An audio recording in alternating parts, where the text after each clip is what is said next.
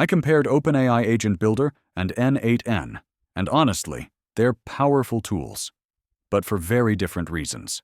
OpenAI's Agent Builder is designed for creating AI-driven assistants with natural language reasoning.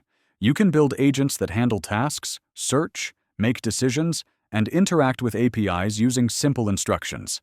It's incredibly intuitive, especially if you want AI logic without writing complex automation flows. But because it's new, the ecosystem is still developing, and you're limited to what the platform currently supports. N8N, on the other hand, is a full-blown automation platform. It's like an open-source version of Zapier combined with a workflow engine.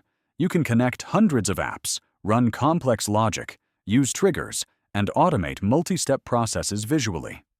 It's flexible, customizable, and doesn't lock you into one AI model. But the downside is that it requires more setup and technical comfort, especially if you self-host. The main difference? Agent Builder is AI first. N8N is automation first. Agent Builder handles reasoning. N8N handles workflows. So which is better? If your goal is to create smart, reasoning-based AI agents without heavy dev work, OpenAI Agent Builder is the easier choice.